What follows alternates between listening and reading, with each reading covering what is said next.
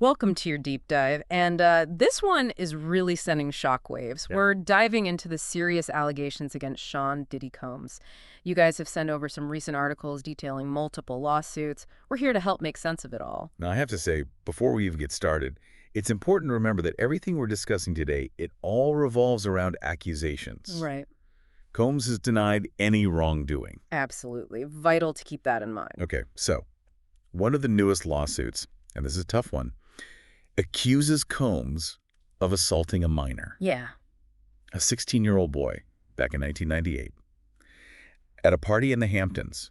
And get this, the lawsuit even includes a photo of them together at the party. Wow. I mean, photos, that's something else. That's not just he said, she said. That's going to be interesting to see how that plays out. It's a chilling detail, really. Adds Yeah. another layer to all of this. For sure. It makes you think, right? Like, what are the implications of all this? Not just for Diddy, but for the whole music industry. Exactly. This isn't just about one man's actions, right?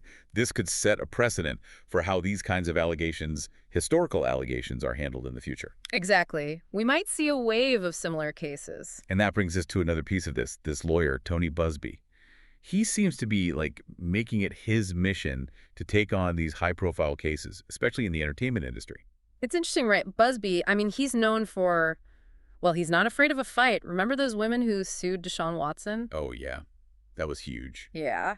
So it's not his first rodeo, that's for sure. Definitely not. Seems like he's become the go-to lawyer for these types of cases. Interesting. Could be a sign of the times, people feeling more empowered to come forward. Yeah. And that ties into another major development here. Many of these lawsuits, the one with the 16-year-old included, they're being brought under a relatively new law. This law allows for older claims, we're talking decades old in some cases, to be heard in court. Wow. That's big. It speaks to something bigger, don't you think? Society kind of grappling with these power dynamics, especially in places like the entertainment industry. It's like we're seeing the ripple effect of the Me Too movement. It makes you think, how far will this go? Right. $1 million question. Okay, so on top of that accusation with the 16-year-old, there are several other lawsuits painting well, a troubling picture. Each one adds another piece to the puzzle, right? One lawsuit claims that Combs raped a 19-year-old college student in a hotel room back in 2004. They'd met at a photo shoot. He invited her and a friend to a private party at his hotel. And that's where, according to the lawsuit, the assault happened. Yeah. She claims that she repeatedly told him to stop, but he continued to. These are really serious accusations. And for context, these civil lawsuits, they're completely separate from the criminal charges Combs is already facing. That's right. We're talking multiple legal battles. So we've got those to unpack too, those earlier criminal charges. But first, let's stick with these new lawsuits for a bit. What could they mean for Diddy? What could they mean for the music industry? And it's important to understand, like, these parties, these weren't just like your average parties, They were legendary, The biggest names in music, entertainment. The lawsuit even describes them as these extravagant, like, over-the-top things, like lavish estates in the Hamptons, celebrities, music icons, the whole 9 yards. It's almost like this weird contrast, It's like behind the glitz and glam, there's this whole other fear thing maybe going on.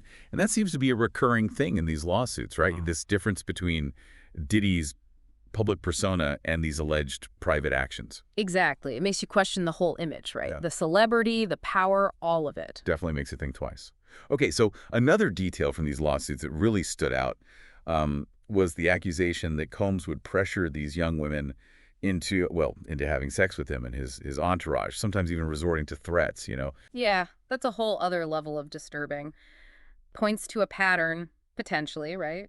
This abuse of power. We've seen it before. Weinstein, R. Kelly. It's sadly not a new story in the industry.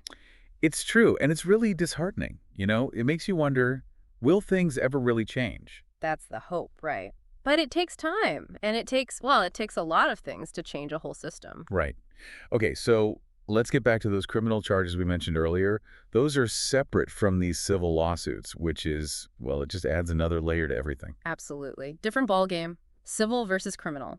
The civil cases are about, financial damages, but the criminal charges, those could mean, prison. Right. This isn't just about money anymore. So remind us what those criminal charges are and where those stand. Sure. So the charges are racketeering, which basically means a pattern of illegal activity as part of some kind of organized thing, and sex trafficking. So with the racketeering, you're saying these weren't just isolated incidents, potentially. Potentially, like it Like, was a part of a bigger thing, an organization. and what about the sex trafficking? What does that involve?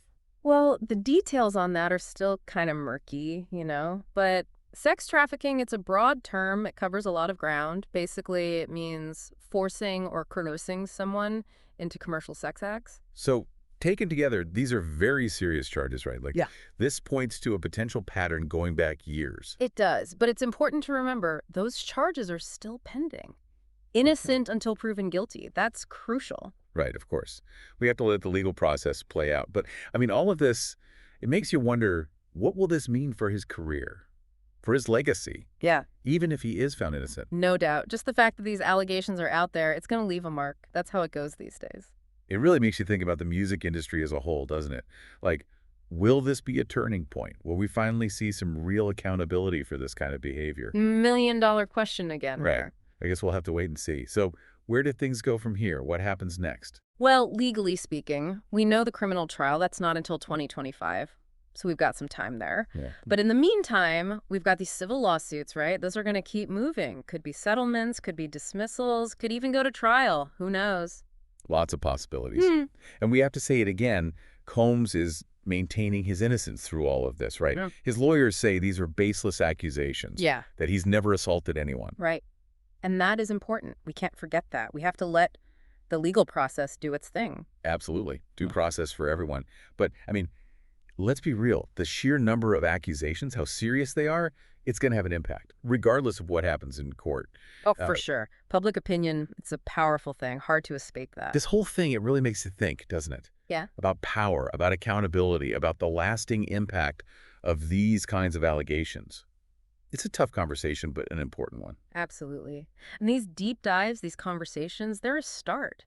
Getting informed, digging into the complexities, that's how we move forward, right? Well said. And as the story develops, who knows what we'll learn? Maybe we'll even revisit it down the line for another deep dive. Always a possibility. But for now, thanks for joining us for this one. It's been a lot to unpack. It has. Thanks for having me.